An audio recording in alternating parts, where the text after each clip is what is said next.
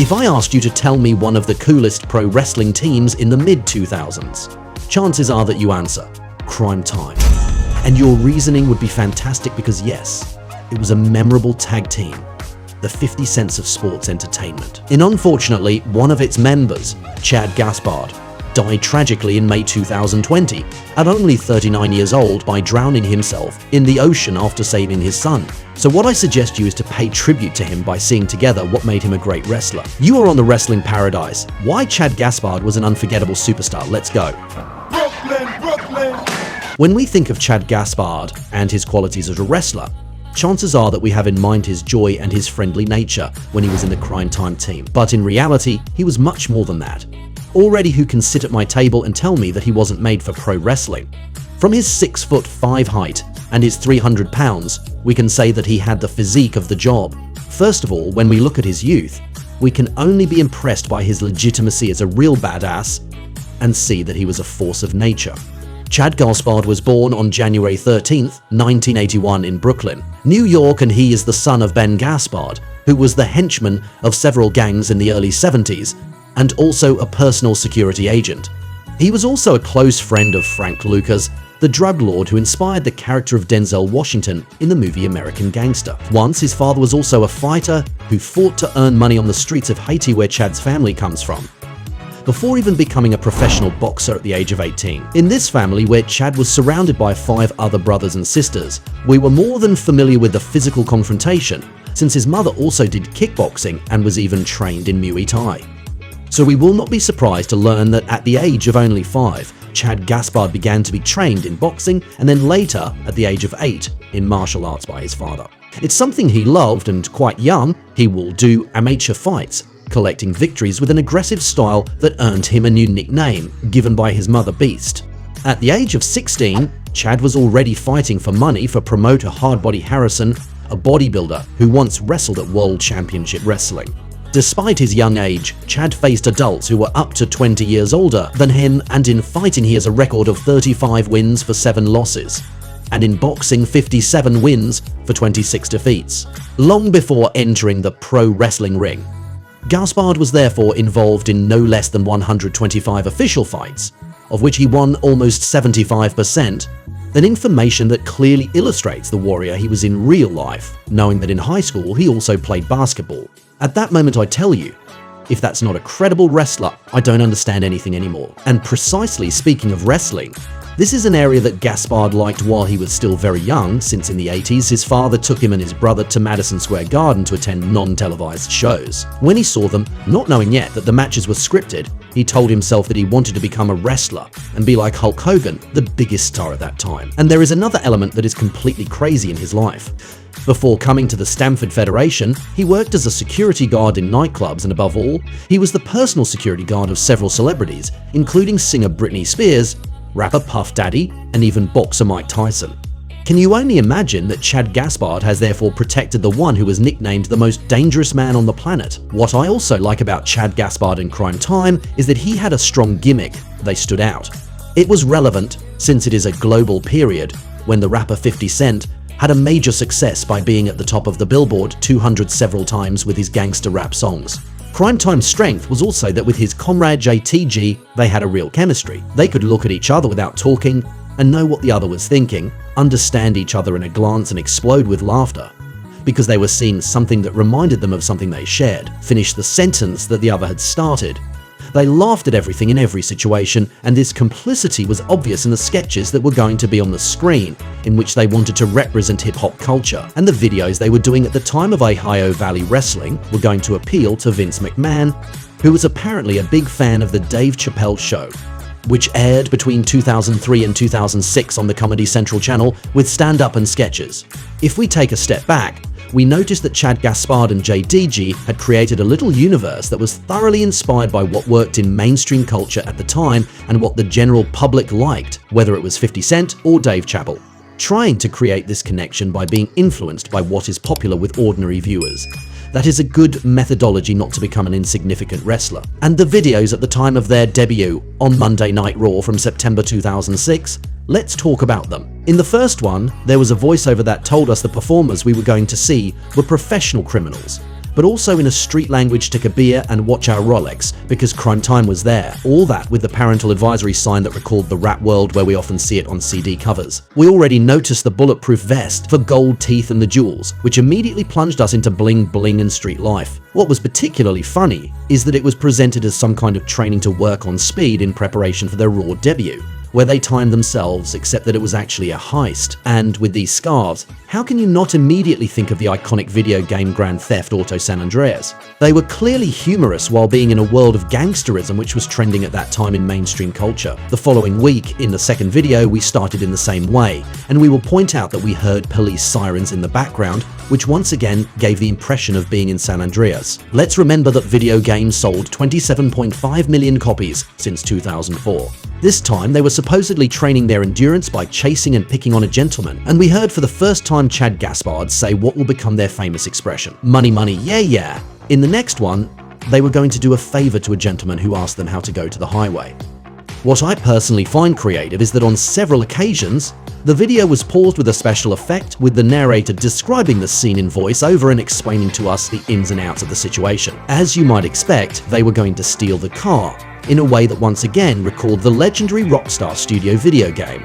Then they will train their intensity by racketing a man who was withdrawing money from an ATM with a kick in the head of Chad that we will even show again. Then it will be a combo of speed and agility by spilling a police officer's drink and stealing his donut, to then escape him at the moment when he was chasing them. And finally, in the last video, we had a summary of all their workouts, and we saw them working hard in the gym to prepare for their debut on the Red Show, with a small unusual detail however. The dumbbells and the weight equipment were replaced by a blonde woman. Another funny detail that concluded a collection of funny videos which were relevant in that context.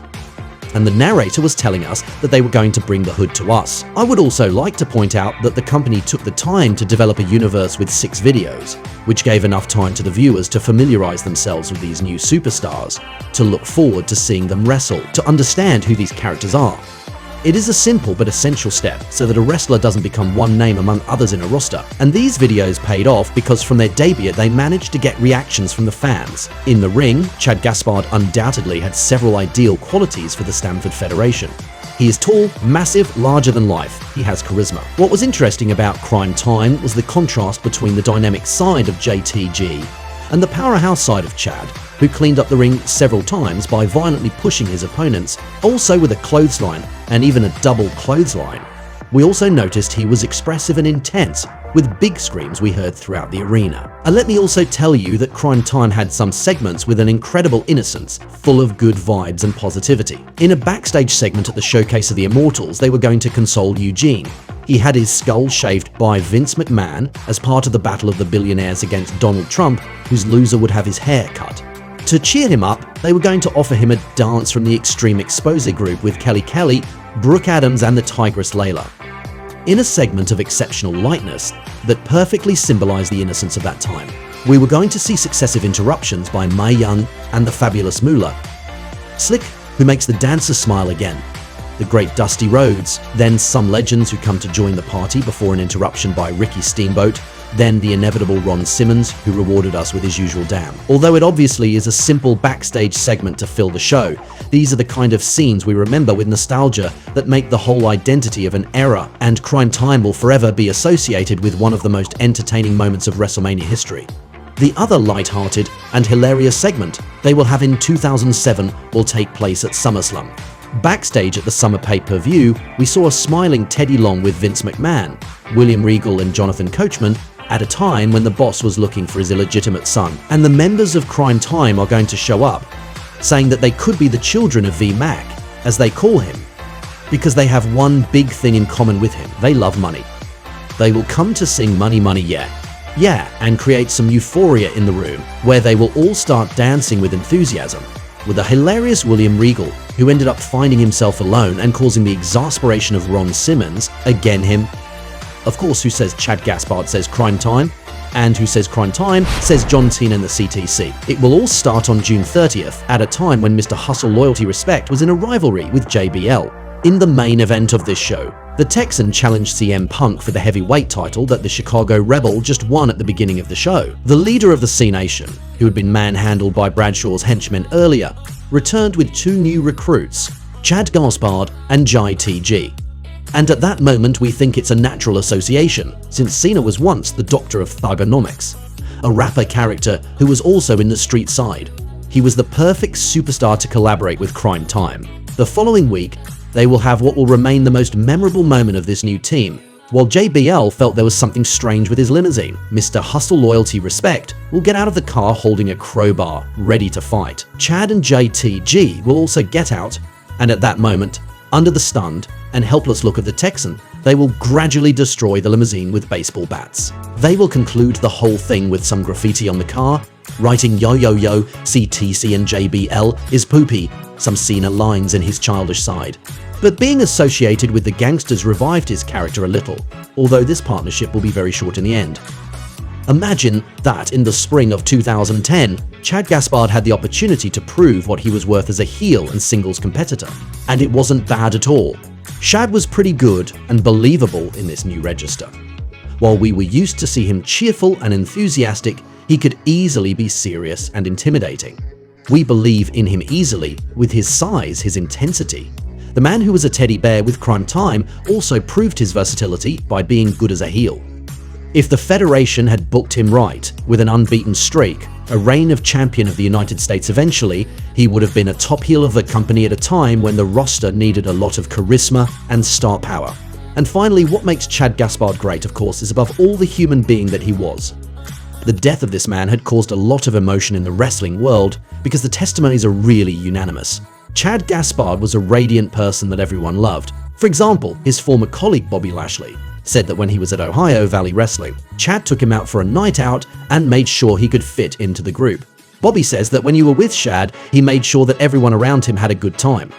As for Jeff Hardy, who says that he and his brother Matt dreamed of a match against Cryme Tyme, he says that Shad was a lovable human being who was always happy when he saw him backstage. This is also evident from the testimonies of Chris Masters and John Morrison, who participated in the search on the day of his disappearance. Shad was a great human being, someone enthusiastic who treated his colleagues whom he liked like his family.